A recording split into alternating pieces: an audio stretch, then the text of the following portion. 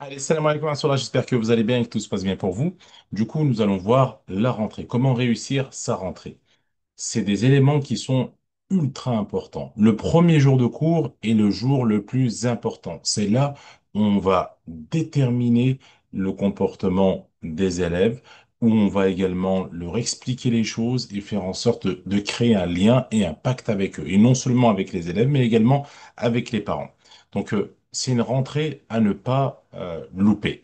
Il faut absolument la faire de manière la plus correcte possible. Donc, je vous ai fait un petit guide pratique de l'enseignant. C'est parti pour ce petit guide. Donc, hop, nous allons voir comment se préparer soi-même, soigner son apparence, le premier contact avec les parents, premier contact avec les élèves, les initier au système des étoiles, présentation des élèves, gestion et distribution du matériel scolaire, établir le pacte et les règles de classe, commencer le cours efficacement et récompenser la participation et encourager les élèves. La première des choses, c'est se préparer soi-même. Donc déjà, avant de vouloir préparer les autres, il faut se préparer soi-même. Et pour ça, bah, c'est simple. Vous faites un petit tour au magasin et acheter vos fournitures scolaires. Donc les fournitures habituelles, hein, la trousse, le stylo, etc. Des choses que vous aurez besoin pour pouvoir travailler. Et ensuite également, il faut des marqueurs pour le tableau, des marqueurs, des feutres pour le tableau. Il y a également un marqueur permanent à pointe fine. Pourquoi? Parce que il se peut que vous ayez des carnets de liaison ou autres et que dessus c'est écrit, euh, enfin dessus il y a une couverture en plastique où on ne peut pas écrire avec des stylos normaux. Donc il faut avoir des marqueurs permanents pour pouvoir écrire sur ces livres-là où il y a une surface en plastique dessus. Donc c'est pas forcément ce livre-là, mais c'est sur le carnet de liaison. Sinon, pour le reste, voilà, juste des feutres de table normale, on ne sait jamais si la structure ne vous a pas prévu quelque chose pour que vous soyez pas en panne.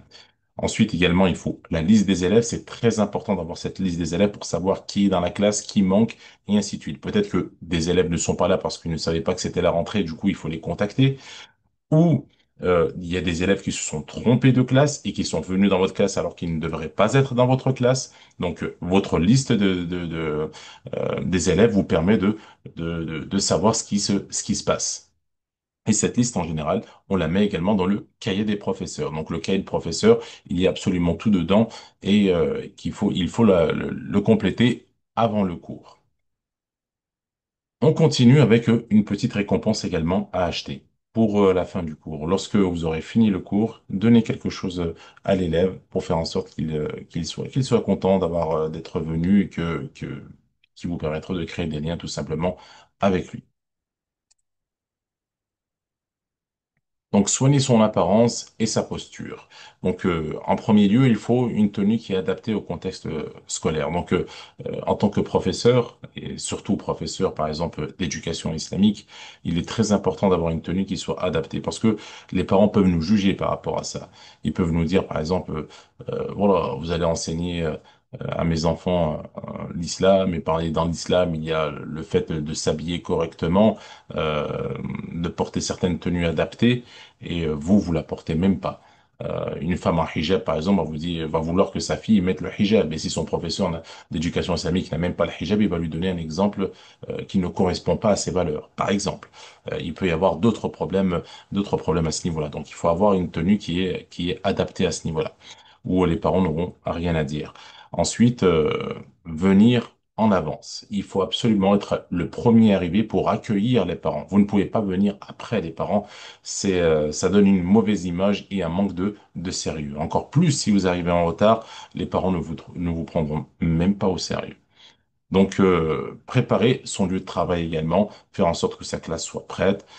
Vous pouvez, dans votre classe en général, faire en sorte de mettre une déco qui vous est personnalisée également, enfin la mettre à votre convenance hein, pour que vous puissiez donner cours de manière adaptée. Ce qu'on fait également en général, on affiche toujours le règlement également dans la classe. Il est très important de l'avoir pour que chacun puisse s'en souvenir. Donc, préparez votre lieu de travail pour qu'il soit le mieux adapté. Ensuite, premier contact avec les parents. Il faut absolument avoir un premier contact avec les parents. Donc, leur souhaiter, c'est les premières personnes que vous allez voir lorsqu'ils vont arriver. Vous souriez, vous êtes bienveillant, accueillant, vous leur souhaitez la bienvenue. et vous vous présentez également. Salam alaikum, je suis Moualim Intel, je suis Moualima Intel, je vais m'occuper de vos enfants. Donc le cours commence généralement à telle heure et il finit à telle heure. Donc si le cours commence à 8h30, dites-leur bien évidemment de se présenter avant le cours. Et dites-leur également, donc le cours finit à 12h30, essayez s'il vous plaît, de ne pas être, enfin, pas besoin de le dire au début, mais voilà, si vous voyez certains sont en retard, leur dire, essayez de ne pas être en retard, s'il vous plaît, toujours avec bienveillance et respect. Donc vous vous présentez, vous dites voilà, je suis je suis le professeur de votre enfant, le muallima de votre enfant.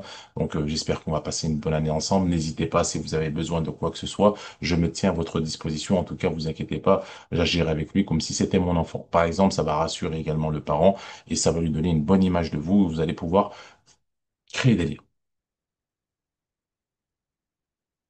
En quatre, premier contact avec les élèves. Donc, une fois que vous avez eu le contact avec les parents, les élèves vont rentrer en classe, vont s'asseoir et vous allez avoir ce premier contact avec les élèves. Donc, qu'est-ce qu'il faut faire? D'abord, il faut se présenter. Donc, votre nom, prénom, âge, si vous le souhaitez ou si vous le souhaitez pas, il n'y a pas de problème. Votre caractère, c'est-à-dire comment vous êtes. Vous savez, je suis une personne assez gentille, j'aime beaucoup le calme. Par exemple, ça peut être des exemples, hein, ce que vous aimez. Vous savez, dans la vie, j'aime bien, je sais pas, moi, jouer au football, euh, j'aime bien coudre des choses. Enfin, Wallahu a'lam, ce que vous aimez, il y a pas de souci. Vous dites, vous parlez de vous à cœur ouvert pour que les enfants apprennent un peu à vous connaître. Où vous habitez, par exemple. J'habite pas loin de la mosquée, j'habite pas loin de l'école.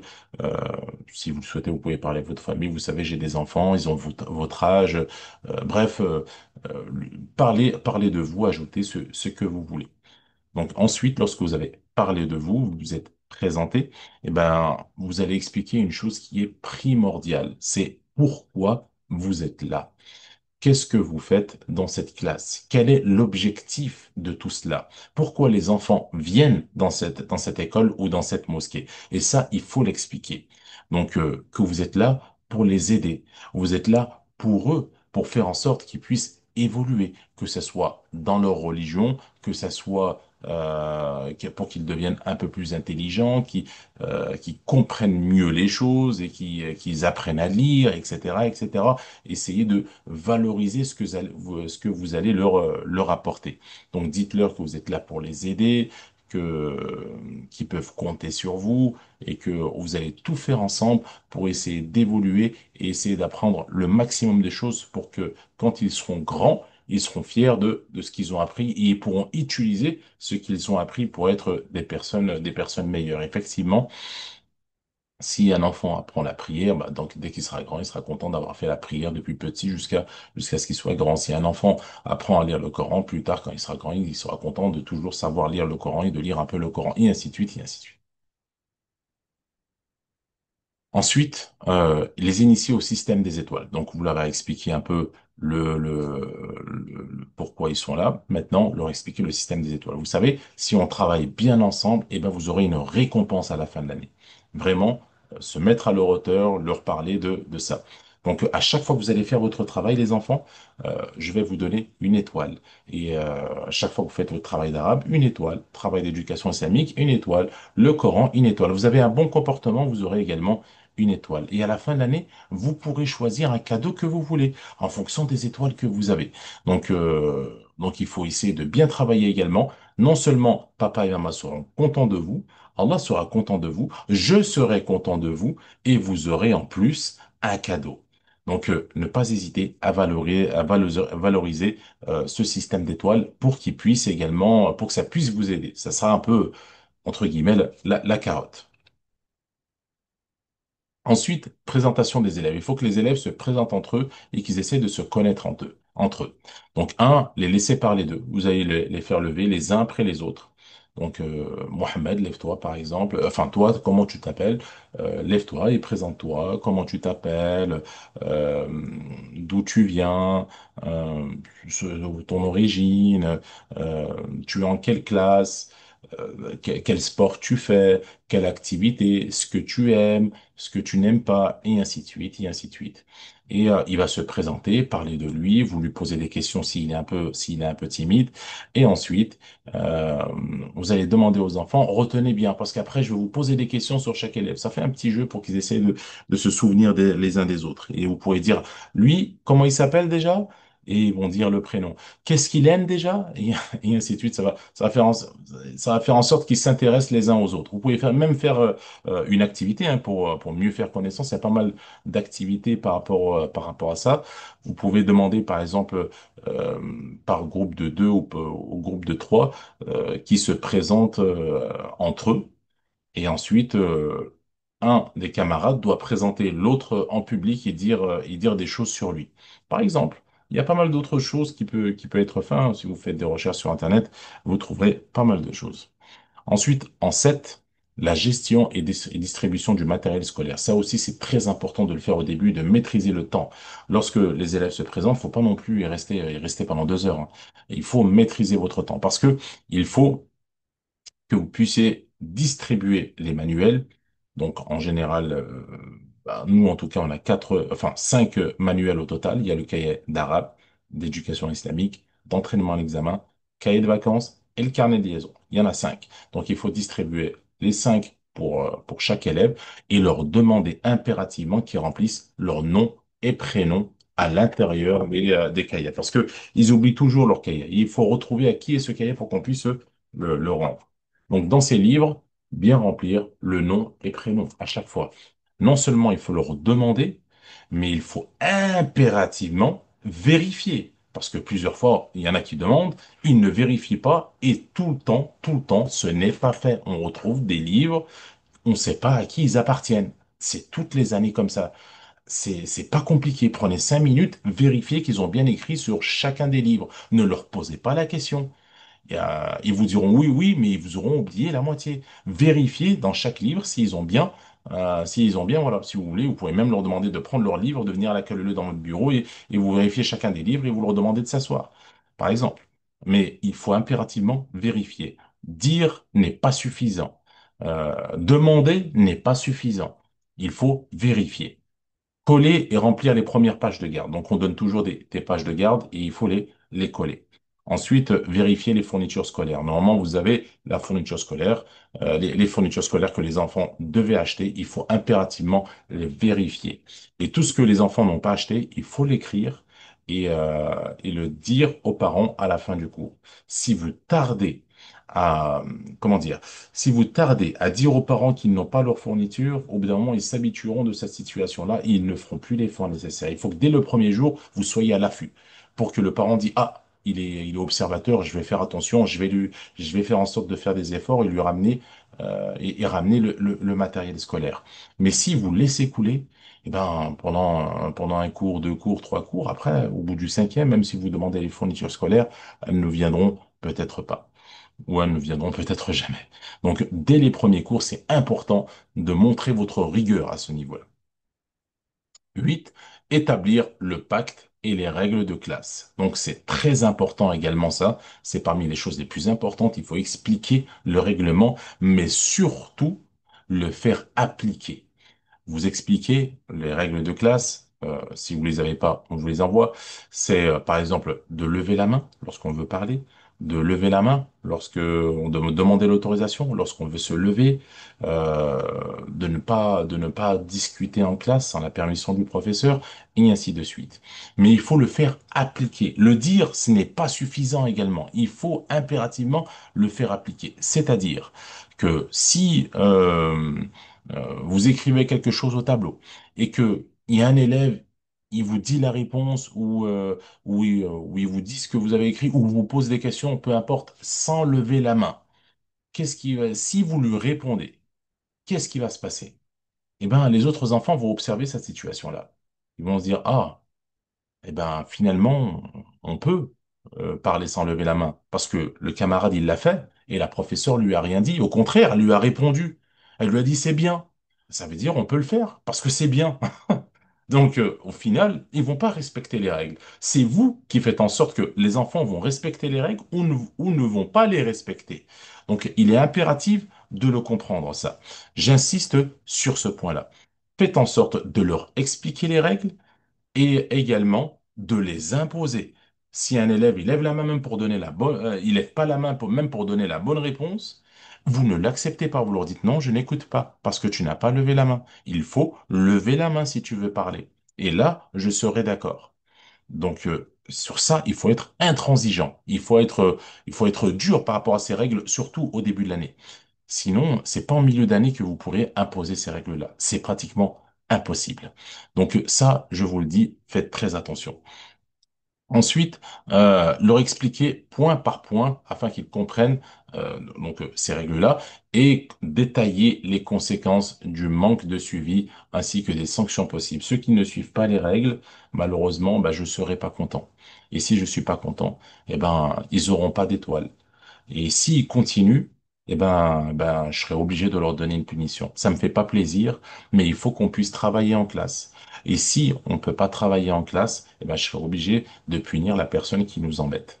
Donc, leur expliquer les conséquences du fait est que ils ne respectent pas les règles. Par exemple, si vous parlez, je ne pourrai pas faire mon cours. Si vous levez pas la main et vous parlez tout le temps, je ne pourrai pas faire mon cours. Si je ne peux pas faire mon cours, vous ne pourrez pas apprendre et on va pas réussir ce qu'on s'était dit, les objectifs qu'on s'était fixés. Donc, il est très important que vous levez la main et que vous ne parlez pas. Sinon, je ne peux pas faire mon cours. Et s'il y en a un ou deux qui ne continuent et qui n'arrêtent pas, je leur donne pas leur étoile. Et s'ils continuent, je vais parler à leur papa et leur maman. Ici, il faut, je les sors même de la classe. Donc, soyez sages et écoutez le professeur. Par exemple, ça peut être un exemple d'explication. Ensuite, vous pourrez commencer votre cours normalement, ce qui est prévu dans le programme. Donc voilà. Et enfin, à la fin du cours, leur donner une petite récompense, un petit bonbon chacun par exemple, ou je sais pas, un fruit, peu importe. Ils seront très contents d'être venus. Mais très important de donner une bonne impression. Pas besoin de crier, pas besoin de tenir un bâton et de frapper sur le tableau. J'aime pas ce genre de choses. Pas besoin voilà, soyez apaisés, soyez doux, mais à la fois ferme. Ce n'est pas en criant qu'on se fait respecter. C'est en étant ferme dans nos principes qu'on se fait respecter.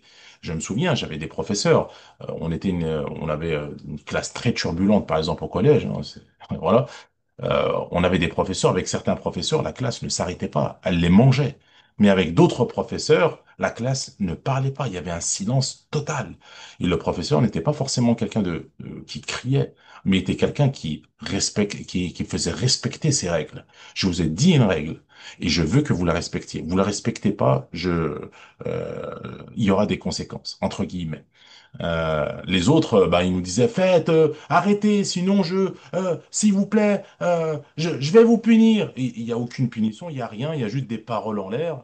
L'enfant, il voit ce genre de choses et il ne respectera pas le professeur parce que pour lui, c'est des paroles en l'air. Limite un mensonge. Tu dis des choses, tu ne les fais pas. On ne te croit pas. Voilà. Simplement être ferme dans ses principes. C'est ça, se faire respecter entre guillemets. Donc voilà, par rapport à cette petite vidéo, j'espère que vous avez bien tout saisi. N'hésitez pas si vous avez des questions. Barakallahu fikum et je vous dis assalamu alaikum wa rahmatullahi wa barakatuh.